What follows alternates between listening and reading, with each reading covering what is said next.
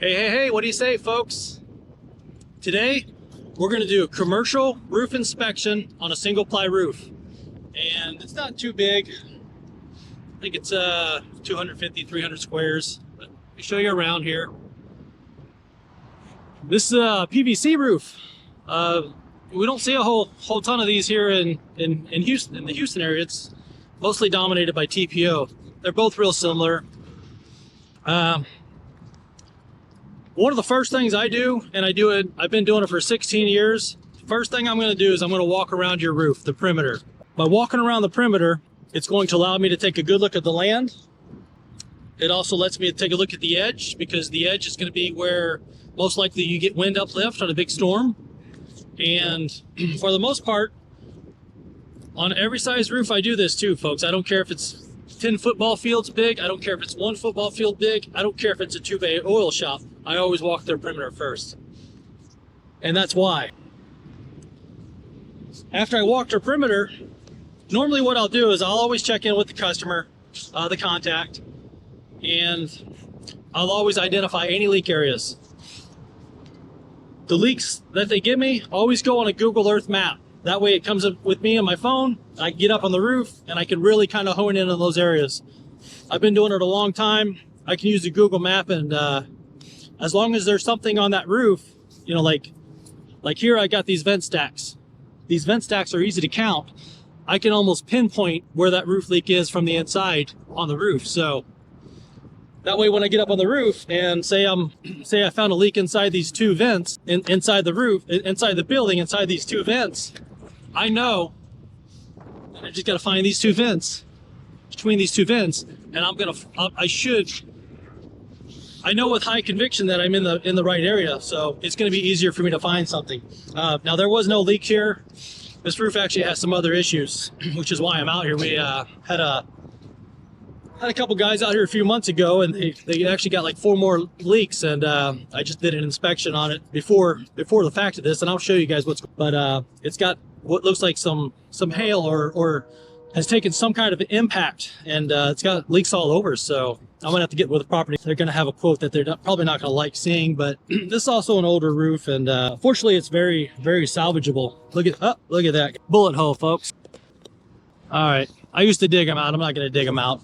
But getting back on track here, I always like to walk the perimeter, and you know, it's for that reason. It allows me to really take an overview of the lay of the land, as well as check for wind uplift, because that's where you're going to see most of it. So I always take my pictures in the corner. I'll come in these corners and I always take a picture. I use those overview pictures for reference on bigger quotes. If I do my overviews right, I'll be able to count all these whirlybirds,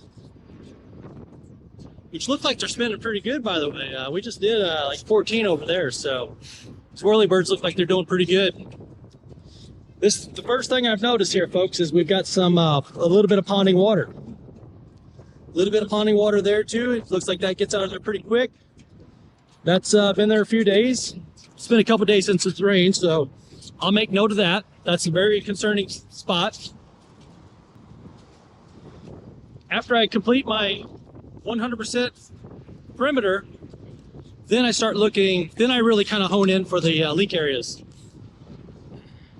This here particular roof actually has a leak right about here.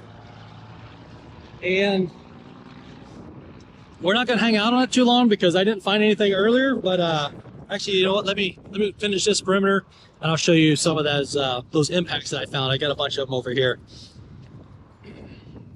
After I complete my perimeter, I always like to look in the field. I always like to go back to my Google Earth map with my marks on it, and I always try to sniff out the leaks. By walking the perimeter and checking the leaks that way, I'm gonna know with high conviction how safe or dangerous of a roof that this is. Now, I've been doing this a long time, folks, so I've been on this roof a few times. This whole plaza is one that I service, so we're really familiar with this. This particular building, not so much, but all these roofs in here, they're really good candidates for a silicone roof restoration.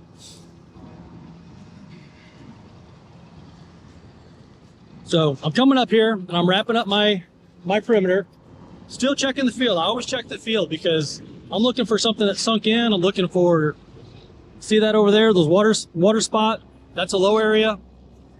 Other than that, this roof has a fairly good slope. This roof, this is a ridge. There's a gutter down there, and there's a gutter down there, so it's got pretty good flow. Now right here where my ladder is, straight down, there's some roof leaks. They got some pretty nasty ones, so I did not see anything other than that bullet hole over there. But I did see quite a few of these impacts, and let me find them here. I'm gonna be staring down a little bit, so. But I think these impacts, I don't know if they had hail. We really do not get a lot of hail here in Houston. If we do, it's real spotty and usually in line, or I don't really work claims. I can. I've done the Hague certification, and even if you're not in the storm chasing group of roofing, I would highly encourage that class because that gives you a real good understanding of taking that Hague class will give you a real good understanding of how insurance companies think, and it was honestly a no-brainer. If I lived up in Dallas, I'd probably would have kept my certification. Usually the claims that I get down here are 90 plus wind related, so it's almost always a wind event. Now there have been hail. I can track it down, I can find the path. I just don't really chase the hailstorms unless it's very evident. One of the things that now these are stainless steel whirlybirds, but one of the telltale signs, oh, that's a little chintzy little thing too, man. If hail got a hold of him, even if there was pea-sized hail, this thing would be mangled. This thing would be dented all over.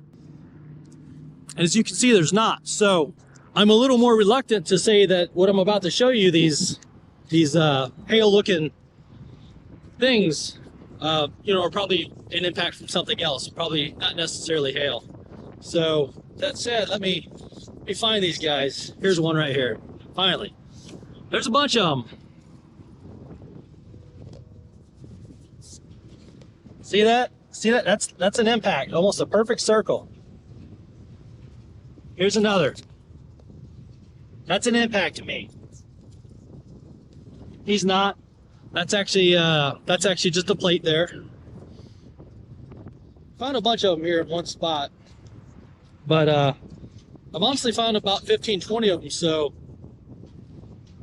that's actually got me kind of perking up a little bit that this roof is maybe a little bit older than what I think. Another one, found quite a few of them here in this line. They've got a gnarly leak up here right about just past this water, ponding water area, and really have not found anything. Normally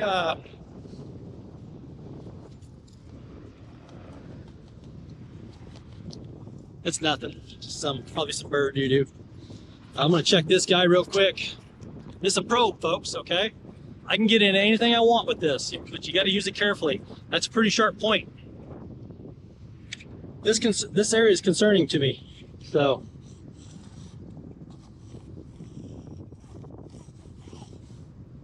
Nothing. Now, I know I told you guys this was a single ply. This is a PVC roof. I know at the earlier part of the video, I did say that we see more TPO than PVC, 100% truth. I favor TPO mostly for that reason. If I'm going to keep a bunch of stuff in the shop, I'd prefer it to be one kind. I do have a roll of PVC. We just did some curbs not too long ago, but I'm going to give a shout out to PVC on this one. In my opinion, it welds better than TPO because you can actually see the PVC smoking, and there's actually got, let me find a little patch here.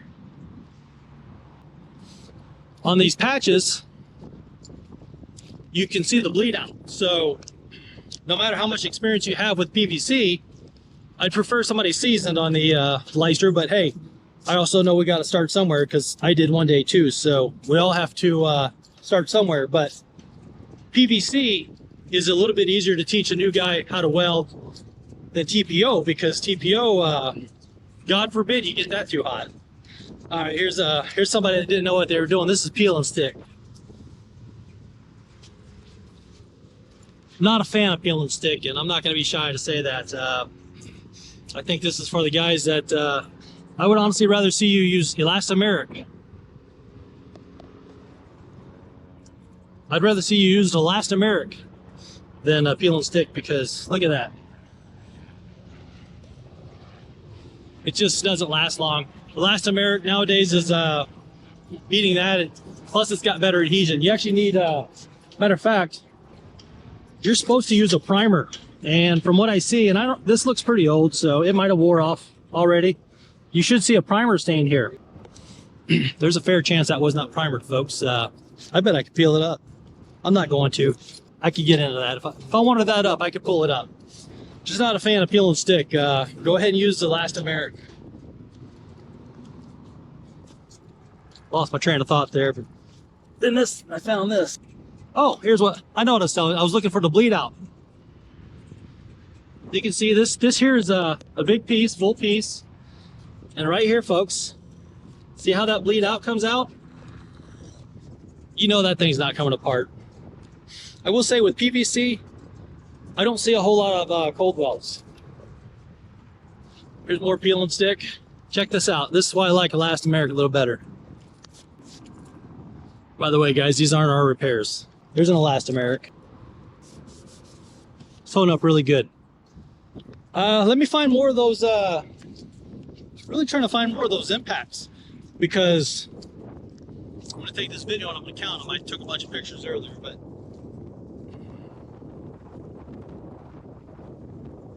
this inspection, this really is not a roof I'm scared of at all. We'll tackle this. It's still got some life to it. However, it's got enough of those impacts on it that I'm very concerned about it. And I'm going to go ahead and send a silicone roof restoration over to my the director of facilities, so that they can have it. At the very least, they can at least use it to budget numbers, and I think that's just one thing they appreciate about me. So, or my company. So. Obviously, we've walked this. I'm kind of rambling on here, guys.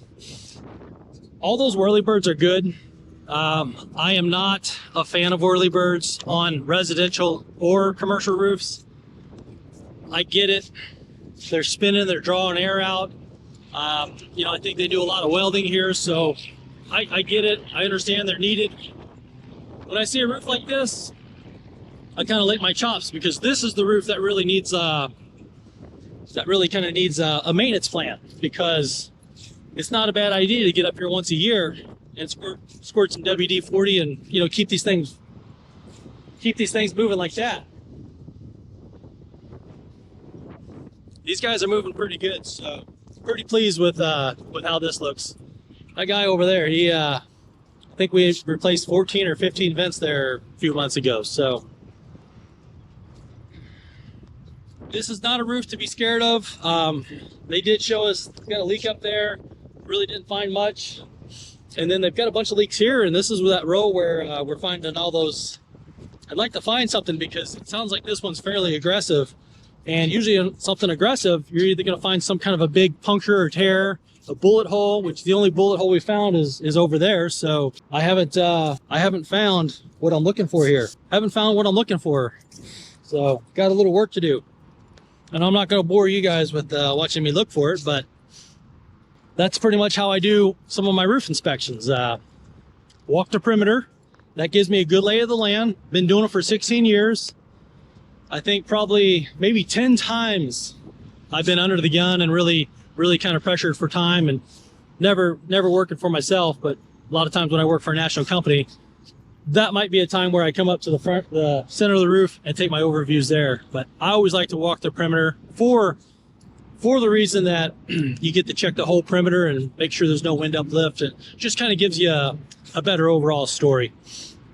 Obviously then, after we do the perimeter, we check the field. We always start looking for our leaks. Obviously we're checking the field in between that. After that, I check the mechanicals. And on this, there's nothing mechanical except for these whirlybirds.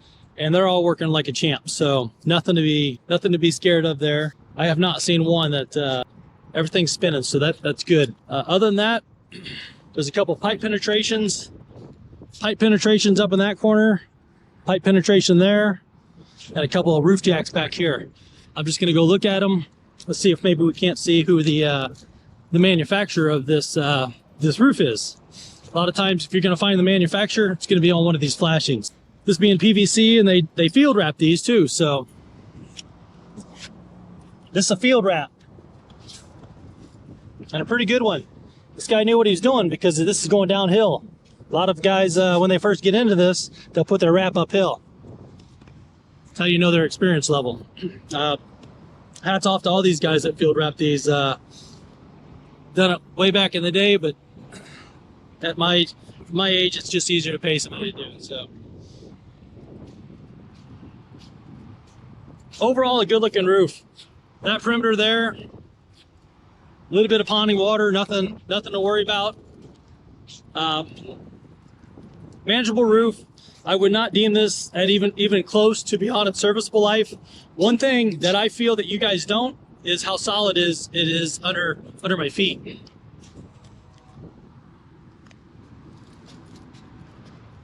My feet are one of my biggest assets out here, folks. Now, it's not super soft. It's over there by, it is a little soft here. Before I do a silicone roof restoration, the one thing that I would do to keep myself out of trouble, as well as the building owner out of trouble, and get us in cahoots and good practice with the maintenance, the manufacturer, I would 100% have a, can't think of it. What's the FLIR? I would definitely have a thermographic video. Take some video pictures of this, and you can only do that at night after the sun goes down, and you'll be able to see you'll be able to identify some wet insulation. So as you can see, it's a little soft here. So I think I don't see a repair. Something over there. Usually when something's puddled up like this, it's not far off. Let me probe these seams. Maybe there might be something going on here. This might be the problem. Not seeing anything. But it's definitely a little soft there. This here probably is an area where you could use some, probably rip out some old insulation. It does feel like it got wet at one point. Oh, right here. Nope. I think it just touched bird poop. But that's definitely a concern. That's an area where, probably some insulation needs to be swapped out. Nothing big. It'd be a service job. But overall, good looking roof. Nothing to be scared of. Folks, if you want your roof inspected, give us a call. We do Houston. We're all over the place. We'd love to do some business. I am the Roof Leak Assassin. You can reach me at 281-928-4428. We'd love to do some business. Let's get to it. Take care. Have a great day.